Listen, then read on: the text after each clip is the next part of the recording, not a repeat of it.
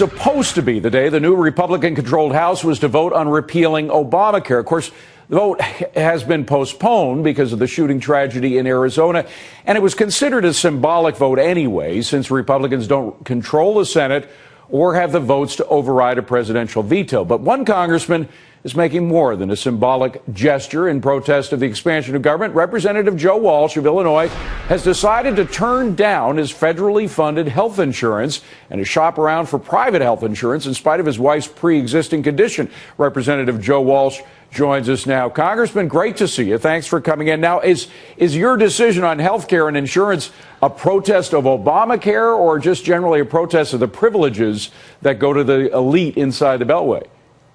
You know, David, sort of a little of both. I first made this pledge back in January when Congress tried to exempt themselves from Obamacare. So it's partly that, and it's also, look, I want to present a whole new model of representation that I think folks are hungry for. It's not just the health benefits. I'm going to turn down any of the retirement benefits. I'm sleeping in my office. I want to be home all the time. I just, you know, through the course of this campaign, it's just Americans are sick and tired of politicians in both parties who go to Washington and they somehow become different than you and I. Oh, yeah. I think they stay there too long, and I think they're immune from a lot of what they put on the rest of us. Well, we were talking before we went on air. I grew up in D.C. That's where I developed my disdain for big government. Okay. So I saw that firsthand. A lot of congressmen and senators actually have more of an affinity with D.C. than they do with their home district. They end up staying here too long. They end up forgetting what it's like back home. Look, I'm sleeping in my office. I'm going to be home more than I'll be in Washington. I want to be in front of and with my constituents more than I want to be in Washington with my colleagues.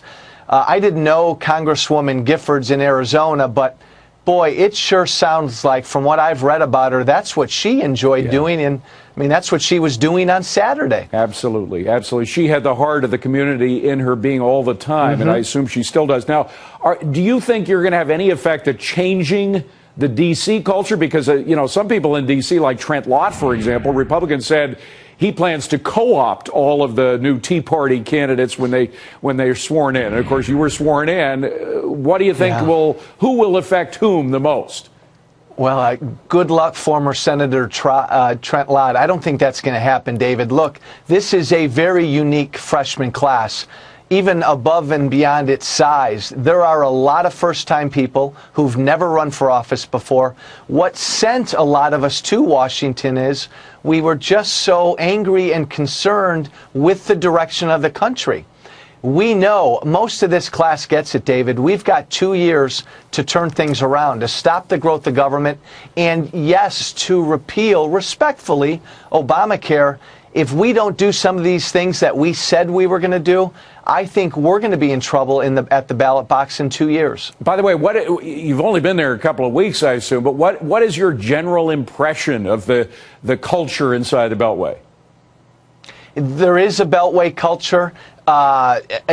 You can see where the folks who have been here longer become a part of that culture. But what's interesting, David, is I know Republican leadership gets it.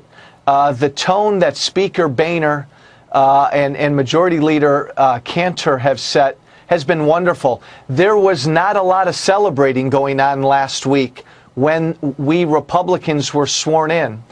There's a very solemn attitude that we've got a real sense of purpose. It's a real business-like sense that we know what we need to do. I think you're going to see very methodically the Republicans going about week after week of trying to cut spending and really set out to limit what government does. Do you think you're making the special interests that are dug inside the Beltway nervous?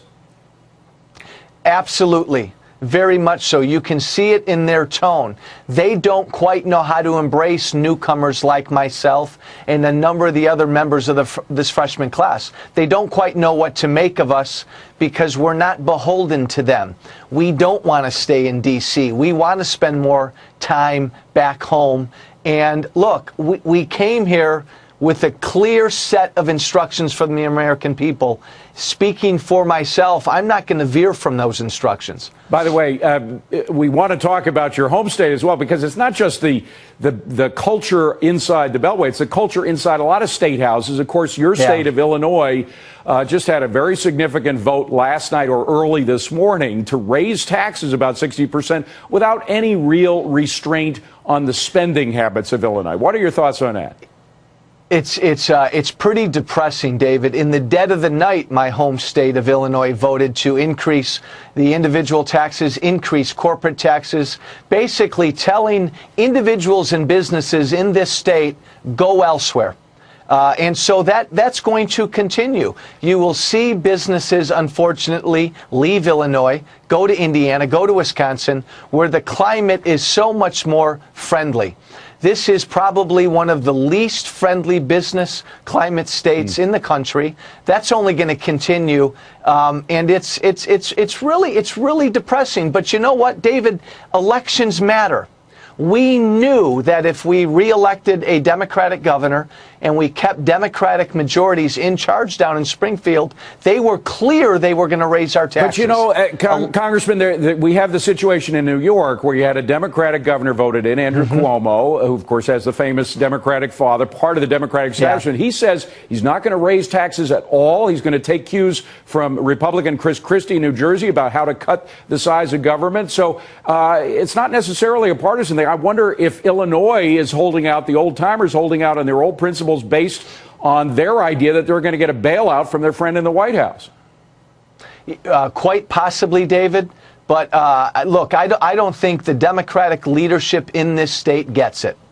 They were very clear before the election that they knew they were going to raise taxes. Governor Quinn said as much. Now, he raised taxes a heck of a lot more than he said he would during the campaign. But I think the reaction to this, David, in Illinois has been incredibly strong. I wish they'd felt this way before the election, but there will be some real repercussions. And I can tell you right now, there will not be a bailout from Washington, D.C. when it comes to the economic mess that Illinois is in. And Paul Ryan, the head of the Budget Committee, has been clear about that. There will be no federal bailouts of states, even if they default. Final question. I got to run, but I just have to ask you, there have been some reports in the press that your wife, who has a pre-existing condition, was not happy with you going out and seeking private insurance. Is that correct or not? No, she wasn't real happy with my sleeping in the office. But David, when it came to something as serious as that, she's with me all the way. She understands why I felt like I had to do what we had to do. We will take care of her health care, but we're going to do it like millions of Americans have to do it out in the private sector, and I'm not going to burden taxpayers with our health care. Understood. Good for you. Congressman Joe Walsh, always a pleasure to see you, sir. Thanks for coming in. Best of luck.